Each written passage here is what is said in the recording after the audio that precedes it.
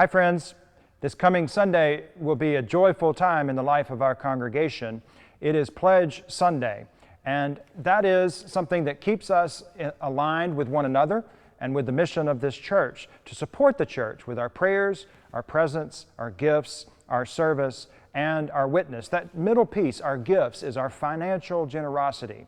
It allows us to sustain every ministry within the church, from cleaning the church to keeping the lights on and keeping our beloved air conditioning running throughout the hot months of the year and our heat during the winter months, but also to support our staff and our programs, our outreach, our discipleship, and our worship, our children, our youth. It takes every single one of us doing his or her part to make sure that we can take our next best steps forward for the coming year. So we're going to make our pledges this Sunday.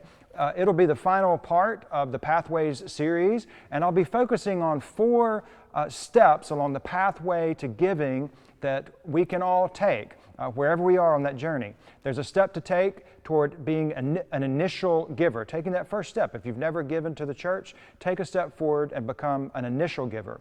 The second step, if you're already giving, is to become a consistent giver. If that hasn't been a pattern for you, a step we can take is to become a consistent giver, to ensure that week after week and month after month we have the resources, the stability we need to continue to do ministry.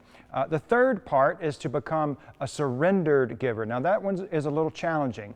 If you are an initial giver, a consistent giver, and want to take a step to become a surrendered giver, what that means is that everything about your life is oriented around the church first. We give to the church first, and then everything else falls in line. And that's a very beautiful model to become a surrendered giver. And then the final step, if you are an initial giver, a consistent giver, a surrendered giver, is to think about becoming a legacy giver, to give beyond your own life even. And you can do that through estate planning.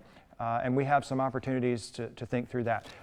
By now you should have received the Pathway to Giving pledge card. I want you to bring that with you. There'll be extras in case you forgot it or in case you didn't receive one.